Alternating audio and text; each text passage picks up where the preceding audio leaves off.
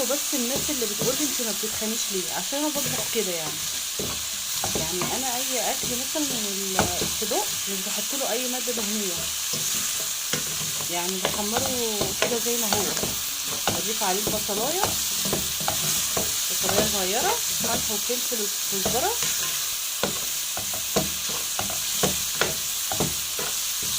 واول ما يتشوح كويس جدا بصوا بصوا ده الماده الدهنيه اللي نازله منه.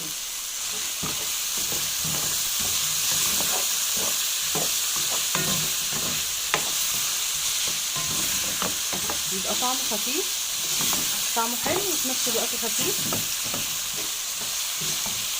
ما نحطش سمنه كتير في الاكل، ما نحطش زيت. تمام. ما نحطش، يعني حاولي ما تستخدميش السمنه النباتيه نهائي. يعني هاتي مثلا نص كيلو ليا او نص كيلو دهنه واطبخي بيه مثلا على مدار الشهر، يقعد معاكي شهر، شهر ونص. حطي معلقه كده في الاكل، بيخلي طعم الاكل حلو. تمام. انا دلوقتي عملت ايه؟ اللهم صل وسلم على سيدنا محمد. قطعت الصدوق وحطيت ملح وفلفل وكزبره وبصلايه. تمام. هضيف دلوقتي عليه فلفل الوان واقلبه. اول ما احس ان الصدوق خلاص اتشوح، البصله اتشوحت والفلفل كمان اتشوح، هنزل عليه بالصلصه.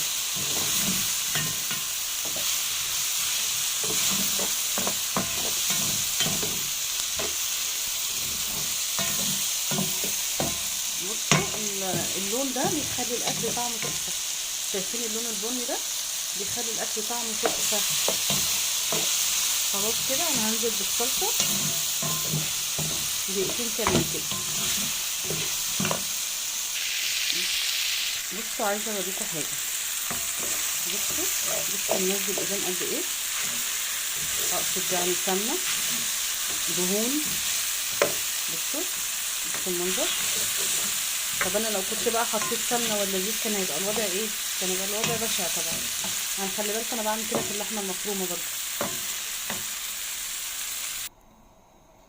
انا دلوقتي حطيت الطماطم، انا ضربها كانت متلجه عندي في التلاجة. تمام. وبعد كده اول ما تتسبك هنزل عليها بالبطاطس. انا هعمل ايه؟ هعمل صينيه بطاطس، وهعمل عندي طبق رز، فهعمل جنبه طبق مكرونه. اتفقنا؟ دلوقتي انا قطعت البطاطس وبشرت عليها جزره والطماطم ابتدت تتسبك اهو. هنزل عليها بالبطاطس.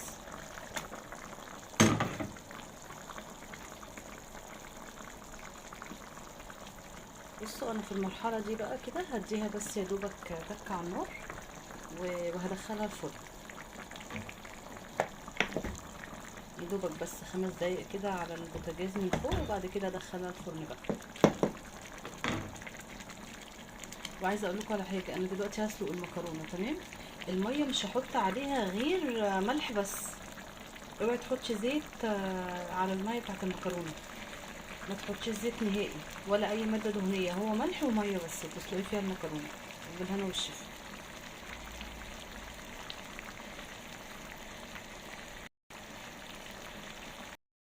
بصوا يا حبايبي، هنا انا زودت لها نص كوبايه ميه كده سخنه عشان تاخد ايه راحتها عشان الصلصه ما تخسش يعني. تمام. دلوقتي بقى انا هدخلها الفرن. يلا بينا بقى ندخلها الفرن. بصي هنا المكرونه يعني تطلعيها كده ما تخليهاش تبقى مكسره، يعني فاهمه؟ يعني تبقى مستويه بنسبه 90% كده. تمام. ده شكل المكرونه. تمام.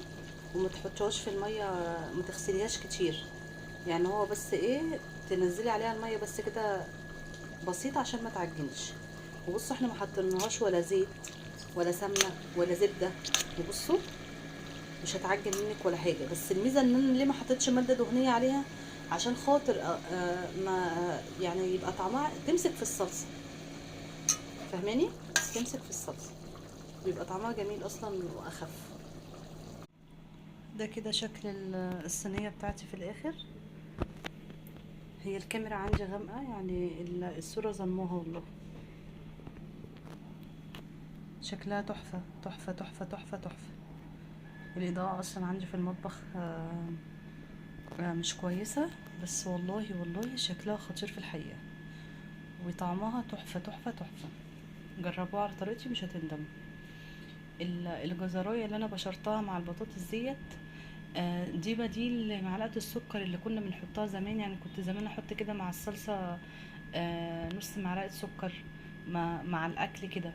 فلا يا جماعه والله الجزر مفيد جدا، وبيخلي الاكل في حته تانية. ولا تحطش بقى سكر، ولا تحطش بقى مكعب دجاج والكلام دوت. خلاص، يا رب اكون افدتكم، والسلام عليكم ورحمه الله وبركاته. كانت معاكم نور عدلي. وخلي بالكم والله انا مش عامله القناه ديت عشان خاطر استفاد منها ماديا نهائي. نهائي نهائي، انا عاملاها يعني صدقه جاريه بعد عمر طويل ان شاء الله. اللهم احسن خاتمتنا جميعا.